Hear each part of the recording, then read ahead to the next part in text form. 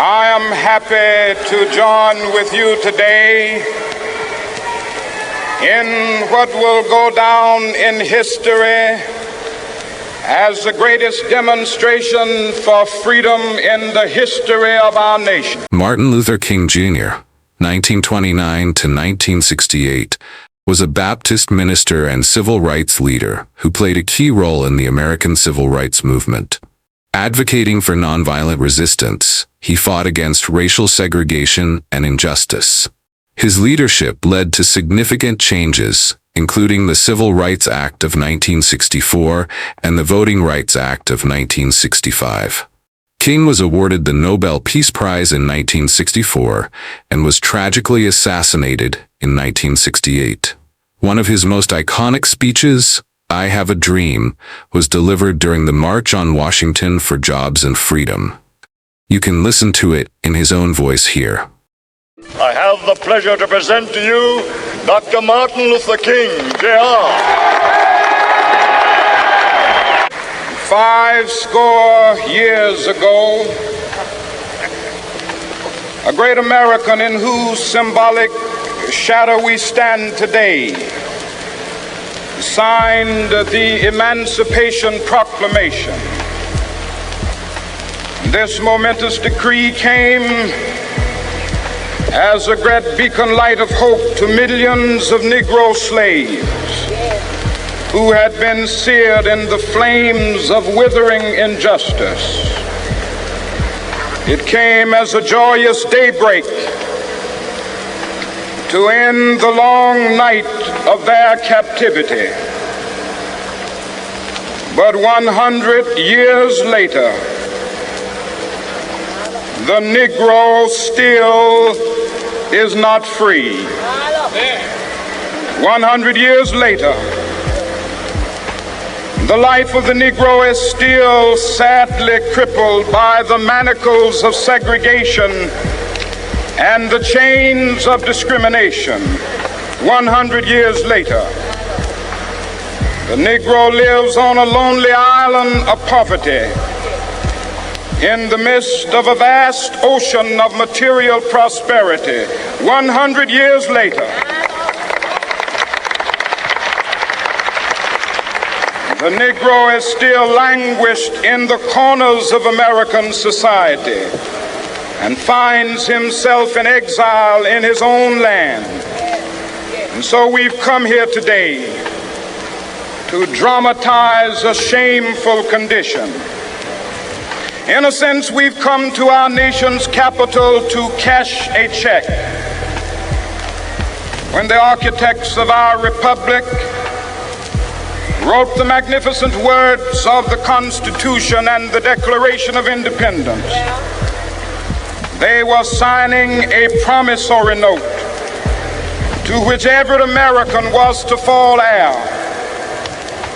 This note was a promise that all men, yes, black men as well as white men, would be guaranteed the unalienable rights of life, liberty, and the pursuit of happiness. It is obvious today that America has defaulted on this promissory note insofar as her citizens of color are concerned. Instead of honoring this sacred obligation, America has given the Negro people a bad check, a check which has come back marked insufficient funds.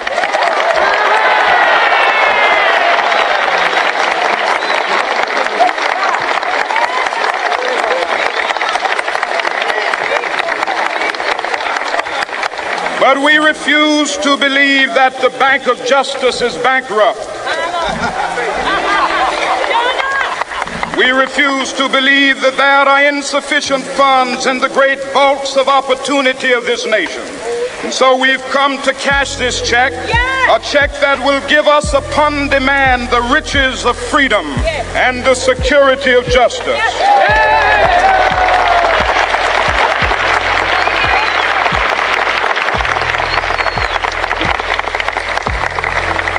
We have also come to this hallowed spot to remind America of the fierce urgency of now. This is no time to engage in the luxury of cooling off or to take the tranquilizing drug of gradualism.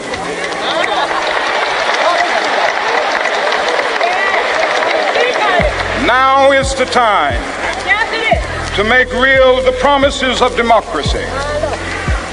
Now is the time to rise from the dark and desolate valley of segregation to the sunlit path of racial justice. Now is the time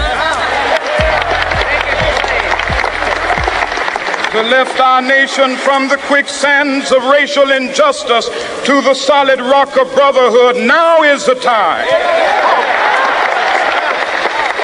to make justice a reality for all of God's children.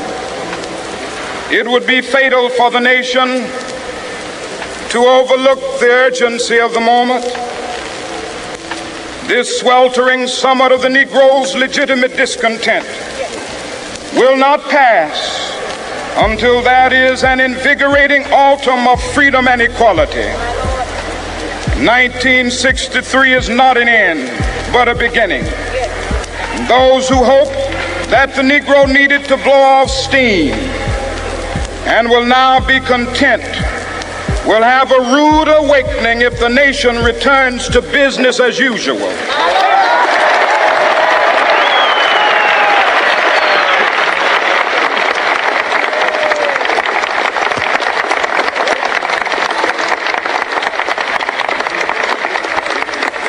There will be neither rest nor tranquility in America until the Negro is granted his citizenship rights.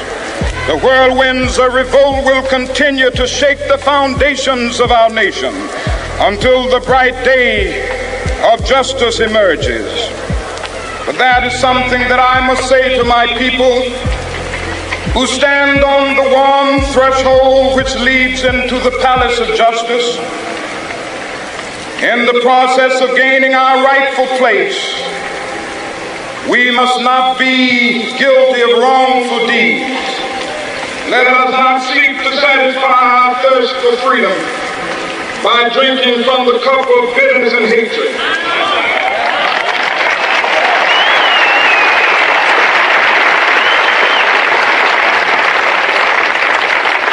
We must be able to conduct our struggle on the high plane of dignity and discipline.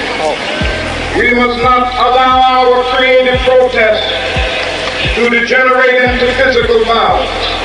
Again and again, we must rise to the majestic heights of meeting physical force with soul force.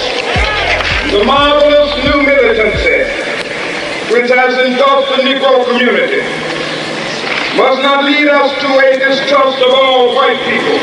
For many of our white brothers, as evidenced by their presence here today, have come to realize that their destiny is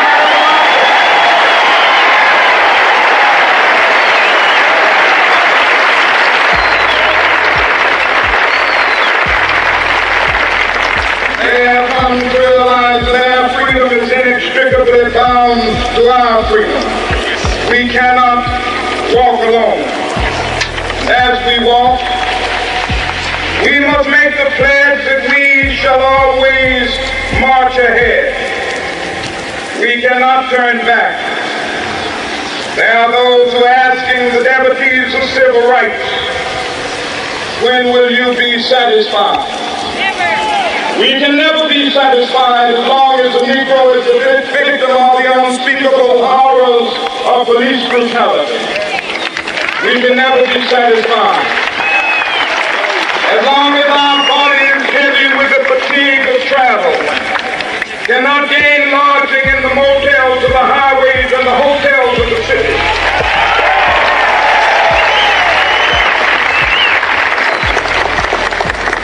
We cannot be satisfied as long as a Negro in Mississippi cannot vote and a Negro in New York believes he has nothing for which to vote.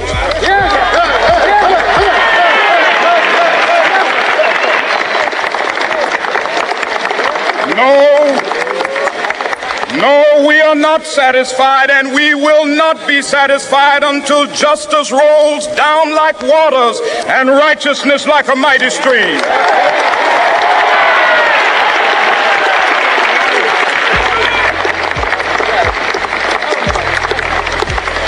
I am not unmindful that some of you have come here out of great trials and tribulations. Some of you have come fresh from narrow jail cells. Some of you have come from areas where your quest for freedom left you battered by the storms of persecution and staggered by the winds of police brutality. You have been the veterans of creative suffering. Continue to work with the faith that unearned suffering is redemptive. Go back to Mississippi. Go back to Alabama. Go back to South Carolina. Go back to Georgia. Go back to Louisiana. Go back to the slums and ghettos of our northern cities. Knowing that somehow this situation can and will be changed. Let us not wallow in the valley of despair. I say to you today, my friend,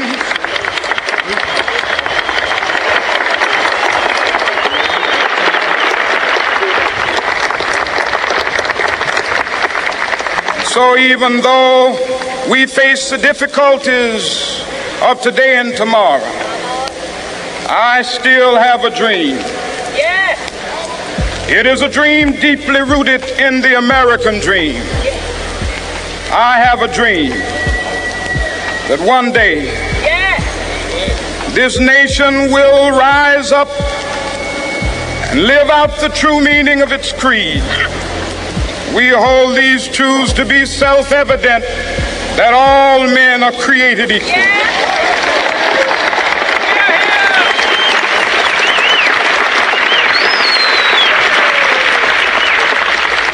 I have a dream that one day on the red hills of Georgia, the sons of former slaves and the sons of former slave owners will be able to sit down together at the table of brotherhood. I have a dream that one day even the state of Mississippi, a state sweltering with the heat of injustice, sweltering with the heat of oppression, will be transformed into an oasis of freedom and justice. I have a dream that my 4 little children will one day live in a nation where they will not be judged by the color of their skin, but by the content of their character. I have a dream today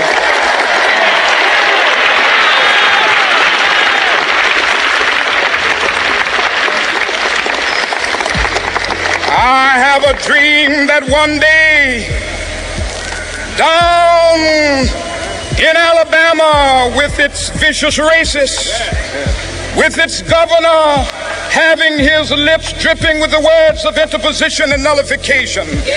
One day right there in Alabama, little black boys and black girls will be able to join hands with little white boys and white girls as sisters and brothers. I have a dream today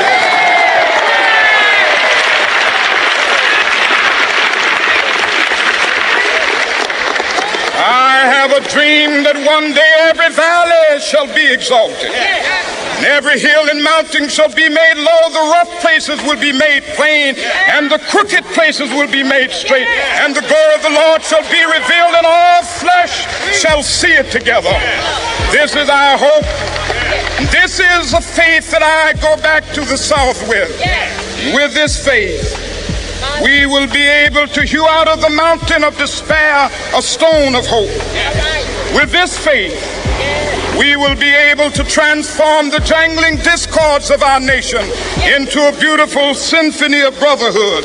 With this faith, we will be able to work together, to pray together, to struggle together, to go to jail together, to stand up for freedom together, knowing that we will be free one day. This will be the day. This will be the day when all of God's children will be able to sing with new meaning, my country, tears of thee. Sweet land of liberty, of thee I sing. Land where my fathers died, land of the pilgrim's pride. From every mountainside, let freedom ring. And if America is to be a great nation, this must become true. And so let freedom ring. From the prodigious hilltops of New Hampshire, let freedom ring. From the mighty mountains of New York, let freedom ring. From the heightening Alleghenies of Pennsylvania, let freedom ring. From the snow-capped Rockies of Colorado, let freedom ring. From the curvaceous slopes of California. But not only that, let freedom ring from Stone Mountain of Georgia. Let freedom ring from Lookout Mountain of Tennessee.